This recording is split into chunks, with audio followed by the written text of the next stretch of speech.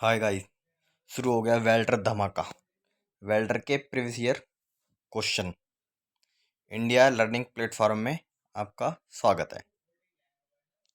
ठीक है गाइस, शुरू करते हैं। जय हिंद साथियों, चलते हैं अपने क्वेश्चनों पे। कह रहा है क्वेश्चन नंबर 107 है, ब्रिजिंग की एक विधि में फिलर रोड के गलनांक की एक रेंज 620 डिग्री सेल्सियस से लेकर 800 डिग्री सेल्सियस होती है और इसका प्रयोग इंस्ट्रूमेंट बनाने के लिए किया जाता है। यह विधि कौन सी है? ये कौन सी विधि है? ये सिल्वर ब्रेजिंग विधि है। कौन सी विधि है? Silver brazing Vidhi. Option number A इसका राइट आंसर है। क्या कह रहा है? सिल्वर ब्रेजिंग को सिल्वर सोल्डरिंग या हार्ड सोल्डरिंग भी कहा जाता है। सिल्वर ब्रेजिंग में फिलर धातु के रूप में सिल्वर मिश्र धातु का प्रयोग किया जाता है।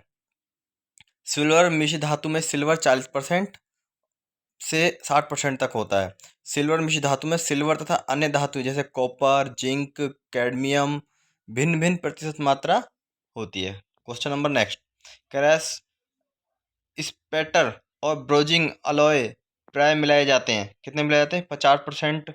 तो इसके अंदर कॉपर होती है और 50% लेड होता है। 50% कॉपर, 50% लेड होता है।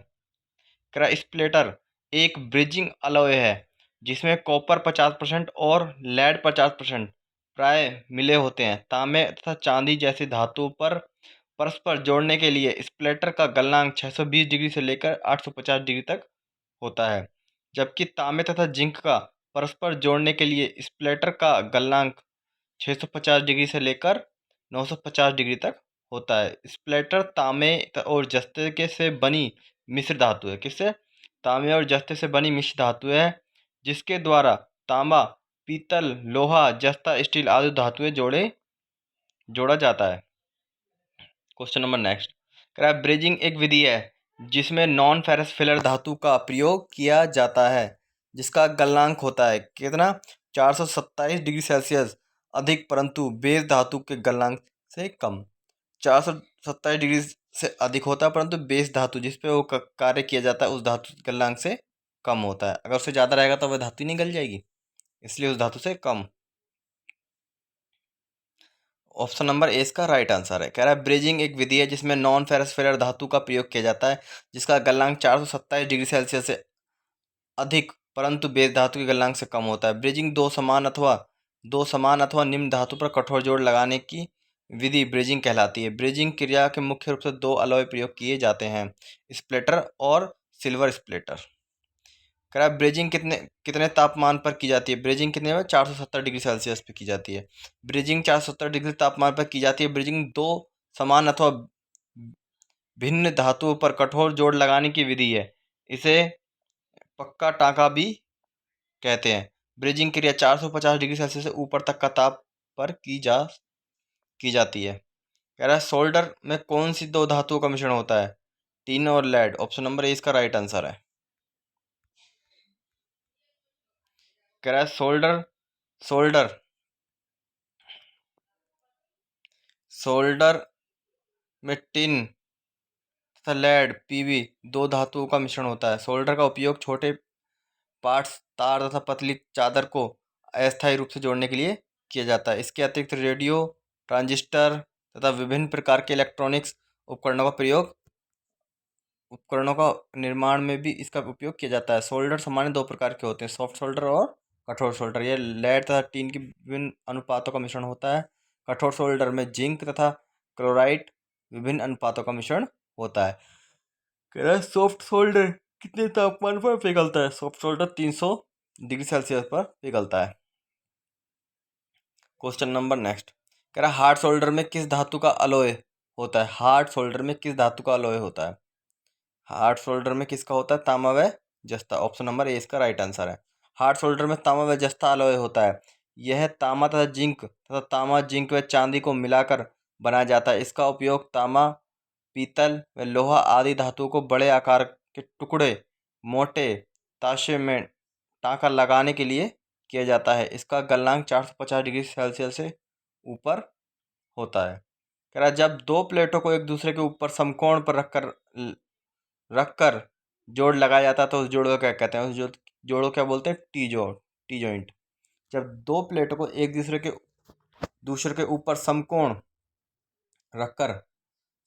रखकर लगाया जाता है तो उस जोड़ को क्या बोलते हैं? टी जॉइंट बोलते हैं। समकोण कितने डिग्री का होता है? 90 डिग्री का। इसलिए दो प्लेटों के बीच में इस प्रकार रखा जाता है, ऐसे और ऐसे। तो ये बन गया ना, इधर भी 90 का बन गया, इधर भी 90 का बन गया। तो समकोण क्या होता है? 90 डिग्री का होता है। ठीक है गाइस। जब दो प्लेटों को एक दूसरे के ऊपर समकोण पर रखकर जोड़ लगाया जाता है तो उससे जोड़ को टी जॉइंट बोलते हैं। जब भी समकोण की बात है समझ जाना, 90 डिग्री का बनता है समकोण, तो कौन सा जोड़ बनता है? टी जॉइंट बनता है। इस जोड़ में 3 mm से कम मोटी वाली प्लेटों को ही जोड़ा जाता है। इस जोड़ का प्रयोग विमानों तथा पतली दीवारों में जोड़ लगाने के लिए किया जाता है। कह रहा है निम्न में से अस्थायी जोड़ के लिए प्रयोग किया जाता है। अस्थायी जोड़ के लिए नट बोल्ट भी किया जाता है, की चाबी भी की जाती है, कटर क्वार्टर पिन का इस्तेमाल करते हैं, वही भी स्थायी नहीं है, वो भी अस्थायी है। तो इसका ऑप्शन नंबर डी इसका राइट आंसर है। कह रहा धातु के भागों पर परस्पर जोड़ने के लिए प्रयुक्त जोड़। धातु के भागों को परस्पर जोड़ने के लिए प्रयुक्त जोड़ कौन सा होता है? अस्थायी जोड़ भी होता है, अर्धस्थायी जोड़ भी होता है और स्थायी जोड़ भी होता है, यानी ऑप्शन नंबर डी इसका राइट आंसर है। क्या कह रहा है? सोल्डरिंग में सोल्डर का गलनांक होता है। सोल्डर का गलनांक कितना? 150 से लेकर 325 डिग्री तक। सोल्डरिंग गलनांक कितना होता है? 150 से लेकर 325 तक होता है। सोल्डरिंग गलनांक 150 से 325 तक होता है। सोल्डरिंग दो या दो से अधिक भागों को सोल्डर की सहायता से जोड़ने की क्रिया कहलाती है। सामान्य सोल्डर में 50% टीन और 50% लेड होता है। सूक्ष्म सोल्डर में 60% टीन और 40% लेड होता है। म- म- मोटा सोल्डर में जो मोटा सोल्डर होता है उसमें 40% टीन होती है और 60% लेड होता है। ऑप्शन नंबर ए इसका राइट आंसर है। दो प्लेटों को सटाकर जोड़ने को कहते हैं। दो प्लेटों को सटाकर जोड़ने को क्या कहते हैं?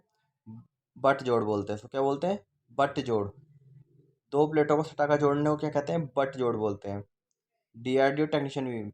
गाइज लाइक करें, शेयर करें। सारे क्वेश्चन प्रीवियस ईयर क्वेश्चन है, एक एक क्वेश्चन आया हुआ है। तो चैनल को ज़्यादा लाइक करें और शेयर करें भाई, सपोर्ट करें। नेक्स्ट क्वेश्चन आता है हमारा, एक बार बता देते हैं इसको। क्रैप बट जॉइंट, इस जोड़ में जोड़ी जाने वाली प्लेटें के किनारे आमने सामने होते हैं। और लैप जॉइंट में इस जोड़ में जोड़ी जाने वाली प्लेटें एक दूसरे के ऊपर चढ़ाकर जोड़ी जाती हैं। और स्क्वायर जॉइंट में इस प्रकार के जोड़ में जोड़ी जाने वाली प्लेटें के दोनों सिरों को एक दूसरे से 3 mm की दूरी पर रखकर समतल जोड़ा जाता है। इस जोड़ का प्रयोग लगभग 4.5 mm तक की मोटी प्लेटों को जोड़ने में किया जाता है। कह रहा बट या कॉर्नर जोड़ की रूट साइड पर वेल्ड जोड़ के पूर्ण होने के बाद एक छोटा सा वेल्ड डिपॉजिट किया जाता है। डिपॉजिट किया जाता है, जिसे कहते हैं, क्या कहते हैं उसे? Ceiling run. क्या बोलते हैं उसको? सीलिंग रन कहते हैं। बट या कॉर्नर जोड़ के रूट साइड पर वेल्ड, एक छोटा सा वेल्ड डिपॉजिट किया जाता है, जिसे सीलिंग रन कहते हैं। लैप फ्लैट जोड़ में ओवरलैप रखा जाता है। कहाँ पे लगाया जाता है? प्लेट थिकनेस को 2 से 3 गुना पर। लैप फ्लैट जोड़, जो लैप होता है, लैप और फ्लैट जोड़ में ओवरलैप रखा जाता है। कहाँ पर रखा जाता है? प्लेट के थिकनेस से 2 से 3 गुना पर। प्लेट के थिकनेस से 2 से 3 गुना पर। Next question.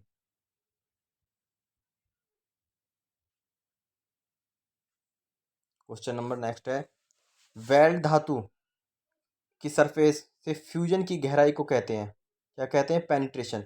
वेल्ड धातु की सरफेस से फ्यूजन की जो गहराई होती है उसको क्या बोलते हैं? पेनिट्रेशन। वेल्ड धातु में सरफेस से फ्यूजन की गहराई को क्या बोलते हैं? पेनिट्रेशन। पेनिट्रेशन कमी से करंट के कमी कम करंट के कारण होता है पेनिट्रेशन। नेक्स्ट क्वेश्चन, पेनिट्रेशन की कमी किसके कारण होती है? कम करंट के कारण होती है। नेक्स्ट क्वेश्चन बिल्कुल सेम है, इसको उल्टा घुमा के पूछा गया है। कह रहा है पेनिट्रेशन की कमी कम करंट के कारण होती है। पेनिट्रेशन की कमी से वेल्ड के मार्ग में गैप अथवा निशान बनता है, क्रैकिंग आ जाती है अगर कम करंट रहता है तो। तैयारी कारण क्या है इसका? तैयारी तथा स्टेप अप सही ना होना और वेल्डिंग की गति अधिक होना। वेल्डिंग गति अगर फास्ट होगी तो गैप बनेगा, इसलिए वेल्डिंग गति बिल्कुल प्रॉपर होनी चाहिए मेटल के अकॉर्डिंग। जिस प्रकार का मेटल है, मेटल मोटा है तो स्लो, और मेटल अगर पतला है तो थोड़ी सी, इतनी स्पीड से नहीं, हल्का स्पीड करते हैं। कह रहा निवारण क्या है? तैयारी तथा स्टेप को ठीक ठीक करें, स्टेप अप को ठीक करें बिल्कुल, जो आपकी वेल्डिंग कर रहे हैं स्पीड को। धारा की स्तर को सही करें, जो करंट की मात्रा है उसको बिल्कुल राइट करें, और वेल्डिंग की गति को ठीक करें। वेल्डिंग गति बिल्कुल सामान्य रहनी चाहिए। कह रहा है ब्रिजिंग फिलर पदार्थों के लिए मोन्टेज धातु का गलनांक तापमान होता है। ब्रिजिंग फिलर पदार्थ के लिए मोन्टेज मोन्टेज धातु का गलनांक होता है 899 डिग्री सेल्सियस। कितना? 800। RRB रांची LP 2005 में आया क्वेश्चन है। ब्रिजिंग फिलर पदार्थ के लिए मोन्टेज धातु का गलनांक 899 डिग्री तापमान पर होता है। दो समान अथवा भिन्न भिन्न धातुओं पर कठोर जोड़ लगाने की विधि ब्रिजिंग कहलाती है। ब्रिजिंग फ्लक्स का प्रयोग तांबा, पीतल तथा कांसे की वेल्डिंग करते समय किया जाता है। कह रहा है सोल्डरिंग द्वारा बनाए जाने वाले जॉइंट कैसे होते हैं? भाई, सोल्डरिंग द्वारा बनाया जाने वाला जॉइंट क्या है? लैप जॉइंट है। सोल्डरिंग द्वारा बनाया जाने वाला जॉइंट लैप जॉइंट है। सॉफ्ट सोल्डरिंग में दो प्रकार के फ्लक्स प्रयोग किए जाते हैं, कोरोसिव और नॉन कोरोसिव। कोरोसिव और non corrosive. RRB Jammu Kashmir 2010 में आया क्वेश्चन है ये। सोल्डरिंग में प्रयोग किया जाने वाला फ्लक्स सोल्डरिंग में प्रयोग किया जाने वाला फ्लक्स कौन सा है? जिंक क्लोराइड और अमोनिया क्लोराइड।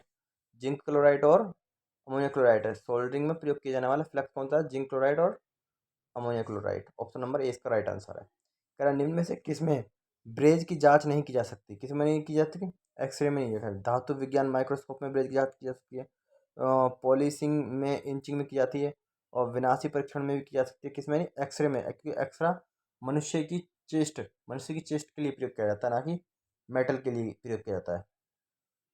कॉमन सेंस वाली बात है। मेटल एक्सरे द्वारा ब्रोज की जांच नहीं की जा सकती। ब्रेज की जांच धातु विज्ञान माइक्रोस्कोप, इंचिंग, विनाशी परीक्षण द्वारा की जा सकती है। एक्सरे का प्रयोग सामान्यतः रेडियोग्राफी होता है। एक्सरे का परीक्षण केंद्र वेल्ड मेटल के अंदरूनी दोषों का पता लगा जाता है। भाई, एक्सरे से क्या इसमें अल्ट्रावायलेट किरणें होती हैं, जो अंदर की अंदरूनी चीज़ों को की जांच की जा सकती है, तो उससे मेटल वेल्डिंग का भी पता लगता है अंदर की। और मनुष्य के शरीर के लिए भी इसका प्रयोग, एक्सरे का इस्तेमाल किया जाता है। कि 12 mm मोटी MS प्लेट को वेल्डिंग के द्वारा जोड़ने की कौन सी तैयारी सही है? कह रहा 12 mm की मोटी MS प्लेट को वेल्डिंग के द्वारा जोड़ने के लिए कौन सी तैयारी सही है? Single V joint.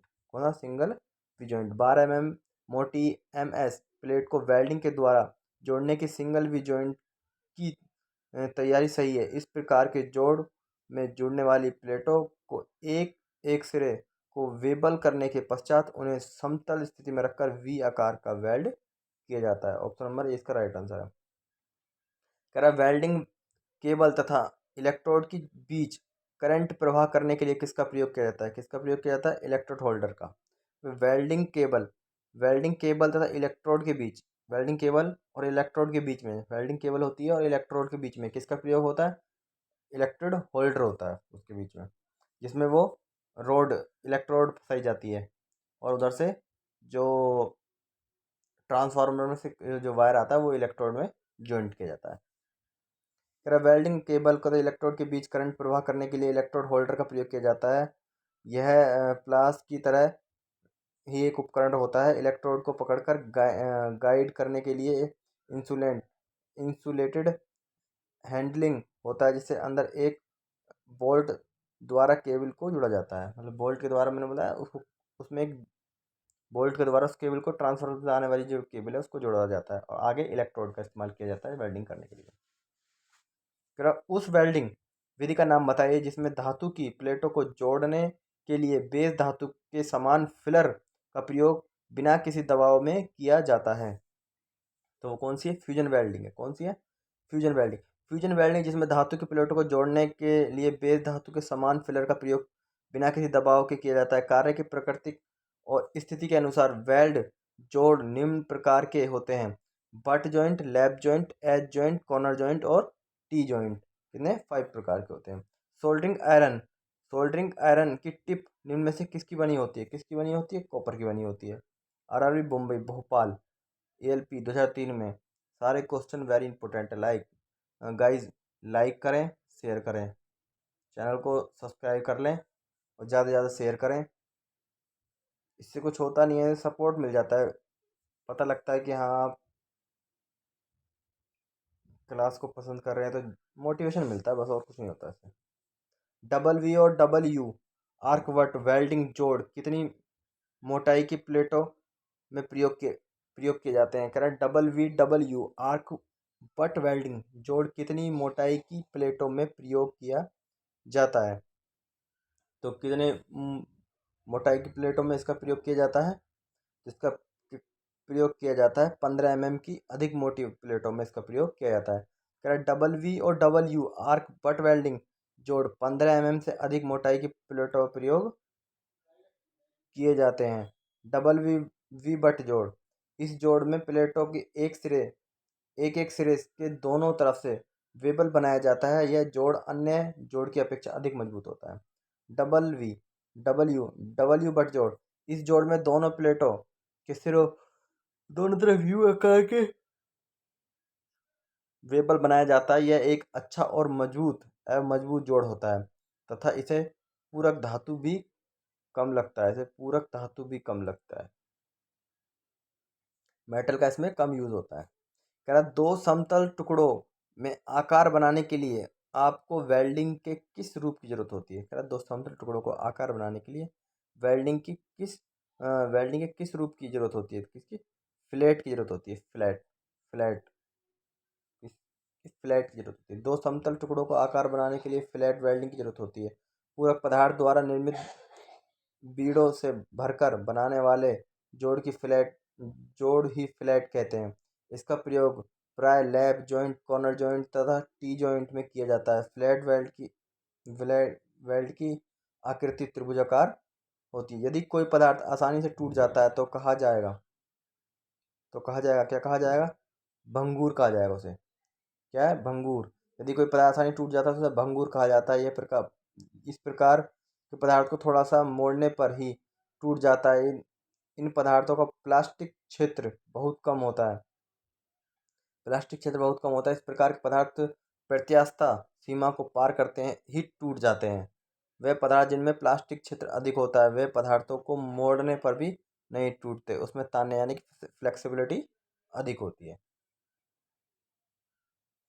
सभी पोजीशन में और पतली दीवार वाले विभिन्न साइज के पाइपों के वेल्डिंग जॉइंट बनाने के लिए किस तकनीक का प्रयोग किया जाता है? किस तकनीक का प्रयोग किया जाता है? लेफ्ट वर्ड वेल्डिंग का। किसका? लेफ्ट वर्ड वेल्डिंग का। कह रहा सभी पोजीशन को में और पतली दीवारों में विभिन्न साइजों के पाइप की वेल्डिंग जॉइंट बनाने के लिए किस तकनीक का प्रयोग किया जाता है? लेफ्ट वर्ड वेल्डिंग का। ऑप्शन नंबर 20 का राइट आंसर है। कह रहा टैग वट वेल्डिंग, कह रहा टैग बट वेल्डिंग करते समय पाइप के सिरों के बीच एक तार को लगाया जाता है। ऐसा क्यों किया जाता है? यूनिफॉर्म रूट गैप बनाए रखने के लिए। इसलिए यूनिफॉर्म रूट गैप बनाए रखने के लिए।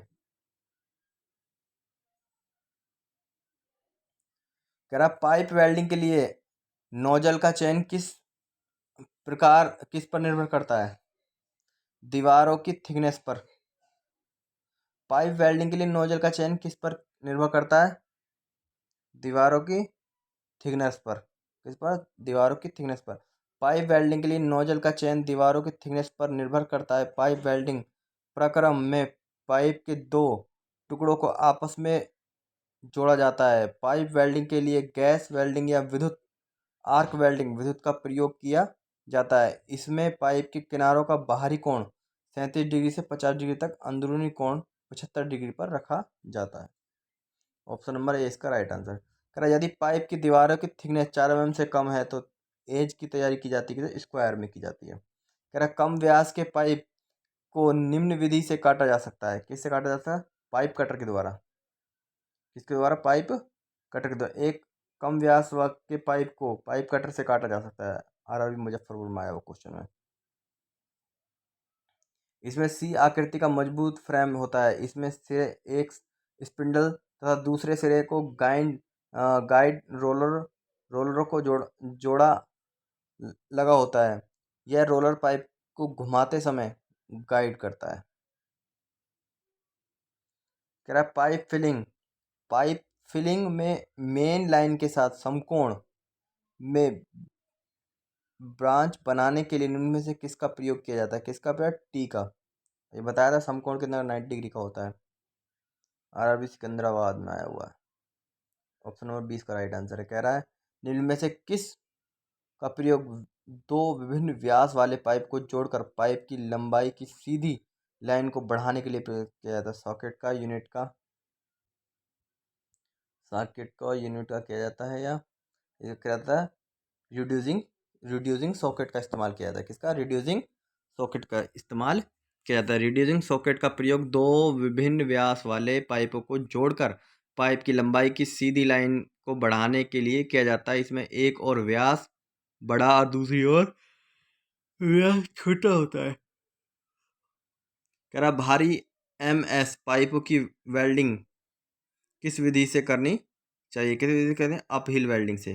कह रहा भारी MS पाइपों की वेल्डिंग किस विधि से करनी चाहिए? अपहिल। भारी MS पाइपों की वेल्डिंग अपहिल वेल्डिंग विधि से करनी चाहिए। अपहिल प्रकार की वेल्डिंग प्रक्रिया के नीचे से ऊपर की ओर की जाती है। हल्के MS पाइपों की वेल्डिंग विधि करनी चाहिए। किससे की जाती है? डाउनहिल से, ऊपर से नीचे की तरफ। डाउनहिल ऊपर से नीचे की ओर की जाती है।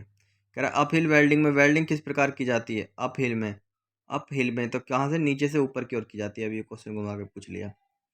और डाउन में ऊपर से नीचे की ओर की जाती है। ऑप्शन नंबर ए इसका राइट आंसर है। कह रहा है निम्न में पाइप वेल्डिंग की हानि। पाइप वेल्डिंग की क्या हानि है? क्या इसमें सुराख की संभावना अधिक होती है? पाइप वेल्डिंग में बिल्कुल राइट बात है। इसकी और कोर साझा के लिए मशीनों की आवश्यकता होती है। बिल्कुल सही बात है। इसकी वेल्डिंग में प्लेटों को विभिन्न स्थितियों में रखकर वेल्ड किया जाता है। उपयोग सी, डी इसका राइट आंसर होगा। ये इसमें हानि होती है। नेक्स्ट प्लेट वेल्डिंग का लाभ बताइए। प्लेट वेल्डिंग में इसमें सुराग होने की संभावना कम होती है। प्लेट वेल्डिंग में बिल्कुल रही वाइट, इसमें सुराग होने की संभावना कम होती है। इसकी कोर साझा आसानी से की जा सकती है। इसकी कोर साझा भी आसानी से की जा सकती है। इसमें वेल्डिंग के नीचे सीलिंग रन को आसानी से भर सकते हैं। बिल्कुल आसानी से भर सकते हैं। ऑप्शन नंबर डी इसका राइट आंसर है। कह रहा आईजी में पाइप की पोजीशन क्या होती है? आईजी में पाइप की पोजीशन क्या होती है? हॉरिजेंटल पोजीशन होती है। आईजी में पाइप की पोजीशन कैसी होती है? हॉरिजेंटल पोजीशन होती है। ऑप्शन नंबर सी इसका राइट आंसर है। जम्मू कश्मीर LP 2010 में आया वो क्वेश्चन है। कह रहा आईजी में पाइप की पोजीशन हॉरिजेंटल पोजीशन होती है। हॉरिजेंटल पोजीशन में वेल्डिंग बॉडी का स्लोप 10 डिग्री से अधिक नहीं होता, जबकि वेल्ड रोटेशन 10 डिग्री से अधिक परंतु 90 डिग्री से कम होता है। इसी स्थिति में कार्यखंडों में एक दूसरे के ऊपर इस प्रकार रखा जाता है कि उनकी प्लेट सतह ऊर्ध्वाधर स्थिति में रहें। ऊर्ध्वाधर का मतलब हॉरिजेंटल पोजीशन में रहें। कह रहा है ढलवा लोहे की पोजीशन। ढलवे लोहे की फ्यूजन वेल्डिंग के समय प्रयुक्त फ्लक्स क्वाड इलेक्ट्रोड कहलाते हैं। ढलवे लोहे की फ्यूजन वेल्डिंग के समय प्रयुक्त फ्लक्स क्वाड इलेक्ट्रोड कहलाते हैं। क्या कहलाते हैं? Basic flux cover. क्या? Basic flux cover. ढलवे लोहे की फ्यूजन वेल्डिंग के समय प्रयुक्त flux coated electrode basic flux cover कहलाते हैं। इलेक्ट्रोड माइल्ड स्टील के तार पर स्पेशल फ्लक्स चढ़ाकर बनाए जाते हैं और इनके द्वारा बनी वेल्डिंग बीड बहुत ही कठोर होती है और आसानी से मशीनिंग नहीं होती। कह रहा है वेल्डिंग की क्रिया सप्लाई में से डायरेक्ट वेल्डिंग की क्रिया सप्लाई में से डायरेक्ट नहीं की जा सकती। क्या कह रहा है? डायरेक्ट नहीं की जा सकती। इसने इतनी भारी मात्रा में करंट को संभाल सकना अप्रायोगिक है। मतलब कह रहा है वेल्डिंग की क्रिया में सप्लाई में से डायरेक्ट नहीं की जा सकती। वेल्डिंग क्रिया में से सप्लाई डायरेक्ट नहीं की जा सकती। कह रहा है इतनी भारी मात्रा में करंट को संभाल सकना अभी यौगिक नहीं है। ऑप्शन नंबर 20 का राइट आंसर है। ऑप्शन नंबर 20 का राइट आंसर, अभी संभालना अभी यौगिक नहीं है, क्योंकि इसमें करंट अधिक होता है, इसलिए इसका संभालना बिल्कुल यौगिक नहीं है। कह रहा आर्क वेल्डिंग में आर्क ब्लो को कैसे रोका जाता है? आर्क वेल्डिंग में आर्क ब्लो को कैसे जाता है? आर्क की एसी वेल्डिंग मशीन का प्रयोग से, आर्क की लंबाई बढ़ाकर, नंगे इलेक्ट्रोड के उपयोग से, या वेल्डिंग के धरती से स्पर्क दूर करना। तो इसका आंसर क्या होगा? Option number A. कह रहा आर्क वेल्डिंग में आर्क ब्लो को निम्न विधि द्वारा रोका जा सकता है। कैसे? एसी वेल्डिंग मशीन के उपयोग से, आर्क धारा को कम करके, कार्यखंड को पूर्व तापमान करके, कार्यखंड का अधिक तापमान करके, कह रहा भू क्लैंप को वेल्डिंग करने के स्थान से दूर लगाकर, और कार्यखंड में भू संयोजन की स्थिति को बदलकर। तो आर्क वेल्डिंग में आर्क ब्लो को निम्न विधि द्वारा रोका जा सकता है, जैसे जैसे ये बता रखी है। एसी वेल्डिंग मशीन का उपयोग करने से आर्क धारा को कम करके करंट को कम कर देंगे, तो आर्क वेल्डिंग में आर्क ब्लो कम होगा। भाई करंट ज़्यादा रहेगा तो वो क्या है, चिंगारी ज़्यादा देगा। कम रहेगा तो आर्क, उसे आर्क बोलते हैं, आर्क ब्लो कम होगा।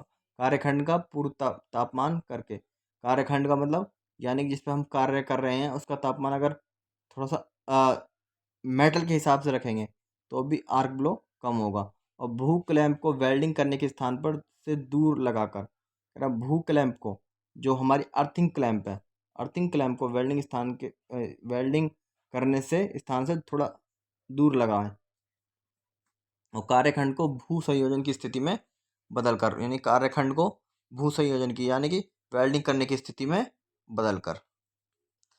ऑप्शन नंबर ए इसका राइट आंसर था। कह रहा इलेक्ट्रोड पॉजिटिव वेल्डिंग में इलेक्ट्रोड की कुल ऊष्मा डैश उत्पादित होती है। कह रहा इलेक्ट्रोड पॉजिटिव वेल्डिंग में इलेक्ट्रोड की कुल ऊष्मा कितनी होती है? 2/3 होती है। इलेक्ट्रोड पॉजिटिव वेल्डिंग में इलेक्ट्रोड की जो कुल लंबाई होती है कितनी होती है? 2/3, 2/3 उत्पादित होती है। क्या कह रहा है? इलेक्ट्रोड पॉजिटिव वेल्डिंग में इलेक्ट्रोड की कुल ऊष्मा 2/3 उत्पादित होती है। इलेक्ट्रोड पॉजिटिव वेल्डिंग में ध्रुवता इलेक्ट्रोड को धनात्मक रखा जाता है और कार्यखंड को ऋणात्मक रखा जाता है। इसमें 66% ताप इलेक्ट्रोड पर उत्पन्न होता है और शेष 34% कार्यखंड पर उत्पन्न होता है। इससे इलेक्ट्रोड ज़्यादा पिघलता है। भाई इलेक्ट्रोड का तापमान अधिक रखने से इलेक्ट्रोड ज़्यादा पिघलता है और कार्यखंड का तापमान कम रखा जाता है। अगर कार्यखंड का तापमान ज़्यादा रख देंगे तो क्या होगा? इलेक्ट्रोड कम और कार्यखंड मेटल ज़्यादा पिघलेगा। हमें पिघलाना मेटल नहीं है, हमें इलेक्ट्रोड को पिघलाना है ताकि वेल्डिंग अच्छे से की जा सके। कह रहा आर्क वेल्डिंग के उपकरण के लिए किस अवस्था में उपयोग में नहीं लाना चाहिए? कह रहा आर्क वेल्डिंग के उपकरणों को किस अवस्था में उपयोग में नहीं लाना चाहिए? तो क्या कह रहा है इसका? जब वे गीली जमीन पर रखे हों। बिल्कुल right answer, option number A he right answer है। कह रहा है जब वे गीली जमीन पर रखे हों। प्रकाश के अभाव में, ये नहीं है। जब कोई उनके पास खड़ा हो, ये भी नहीं है। जहाँ वेंटिलेशन की सुविधा न हो, ये भी नहीं है। तो कहाँ अवस्था में उपयोग में नहीं लाना चाहिए? जब वे गीली जमीन पर रखा हो, ताकि करंट लगने का खतरा रहेगा अगर वह गीली जमीन पर रखिएगा। नेक्स्ट क्वेश्चन है, आर्क वेल्डिंग की प्रक्रिया में गैस रिसाव के कारण कौन सी कमी आ जाती है? कह रहा आर्क वेल्डिंग में गैस रिसाव के कारण कौन सी कमी आ जाती है? तो सरदंद्रता।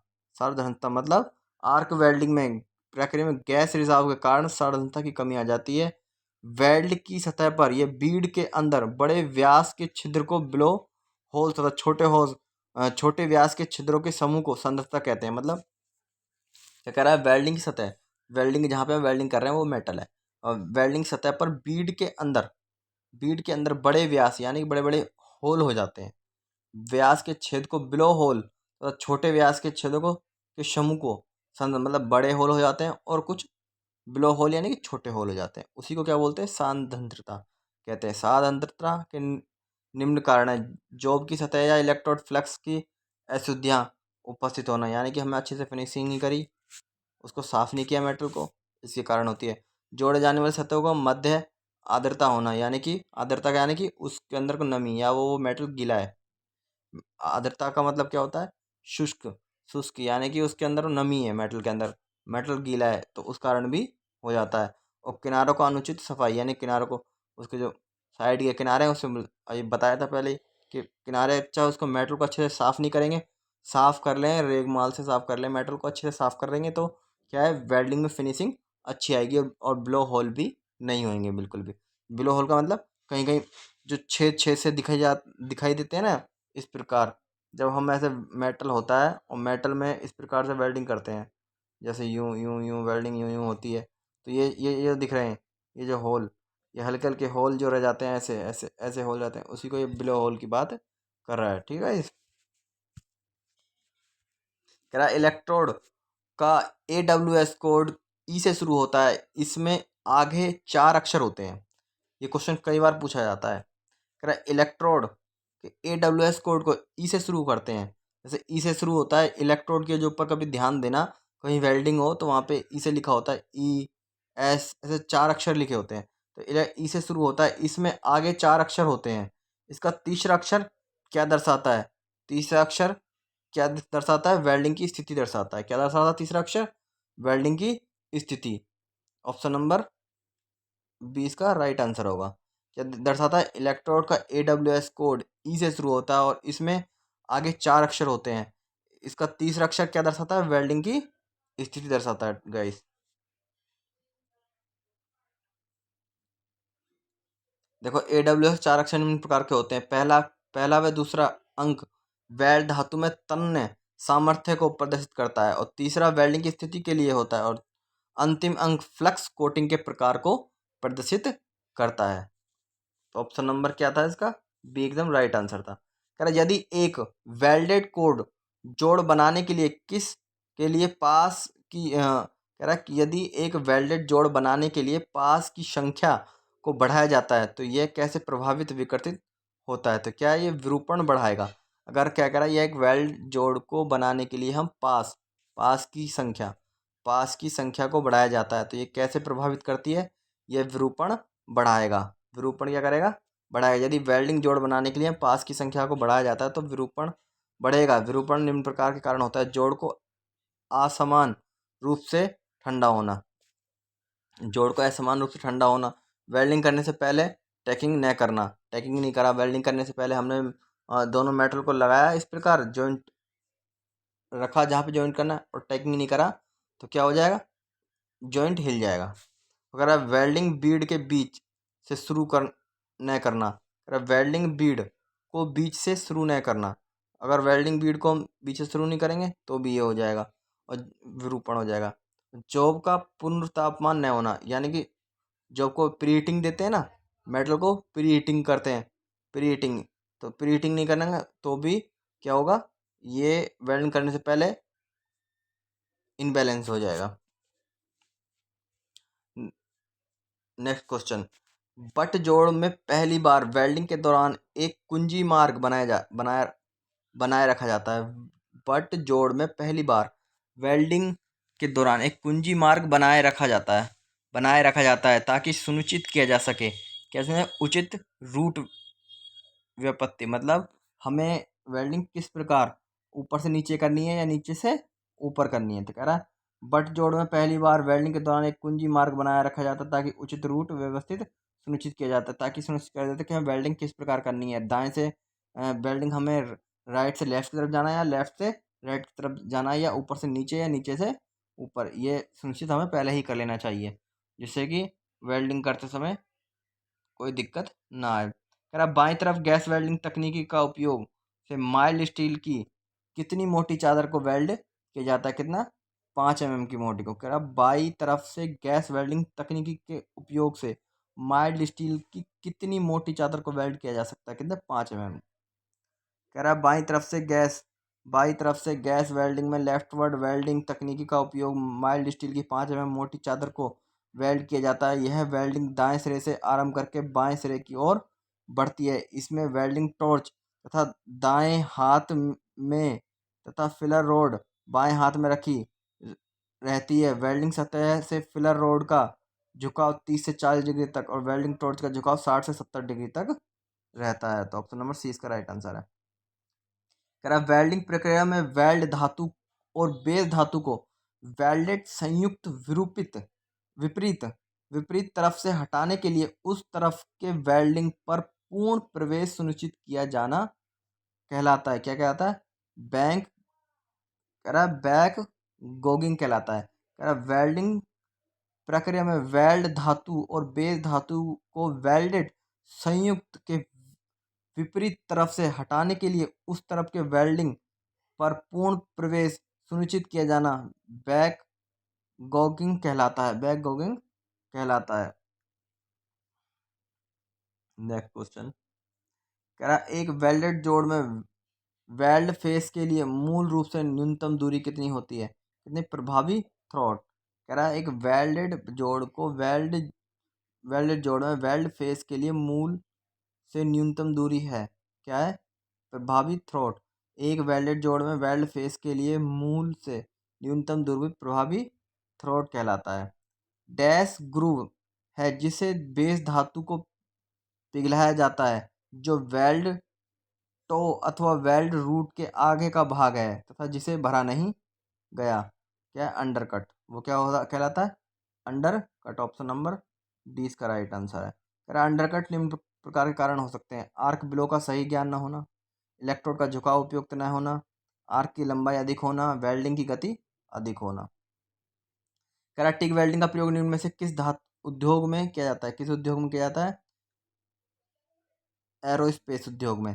टिग वेल्डिंग का प्रयोग निम्न में से किस उद्योग में किया जाता है? एरोस्पेस उद्योग में। कह रहा है टिग वेल्डिंग का प्रयोग एरोस्पेस उद्योग में किया जाता है। टिग वेल्डिंग एक non consumable electrode tungsten metal का होता है जो एक विशेष इलेक्ट्रोड होल्डर पर लगा होता है। इसी इलेक्ट्रोड होल्डर से एक इनर्ट गैस आती है जो इलेक्ट्रोड तथा वेल्ड मेटल को सुरक्षात्मक आवरण प्रदान करती है। कह रहा है वेल्डेड जोड़ को आर्क वेल्ड डिफेक्ट को पहचाने। तो क्या होता है इसमें? क्या कह रहा है क्वेश्चन? वेल्ड जोड़ में आर्क वेल्ड डिफेक्ट को पहचाने।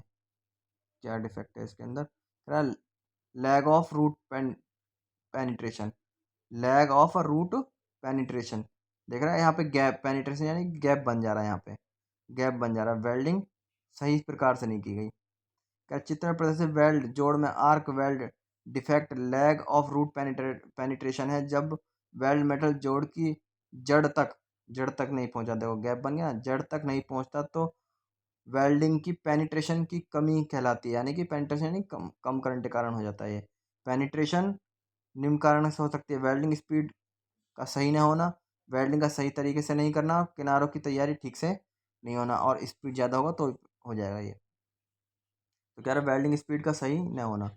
तो सही ना होना मतलब स्पीड अधिक होना। तो गाइस आज के लिए यहीं तक रहेगा। ठीक है गाइस, तो आज के लिए यहीं तक रहेंगे क्वेश्चन। बाकी क्वेश्चन नेक्स्ट कल कराए जाएंगे। आगे क्वेश्चन ज़्यादा से ज़्यादा क्लास को लाइक करें, शेयर करें और सब्सक्राइब करें। ठीक है गाइस, और इसका जो पीडीएफ है मैं इसके डिस्क्रिप्शन में टेलीग्राम का यूज़र नेम दे दूँगा। इंडिया लर्निंग प्लेटफॉर्म के नाम से ही टेलीग्राम चैनल का नाम है, वहाँ ज्वाइन कर लो और इसका पीडीएफ आपको वहीं पे मिल जाएगा। इसी प्रकार से क्लास चलेंगी। सारे क्वेश्चन एक एक क्वेश्चन आए हुए क्वेश्चन है। ठीक है गाइज, चलिए तो फिर आज के लिए यहीं तक रखते हैं। जय हिंद साथियों, भारत माता की जय।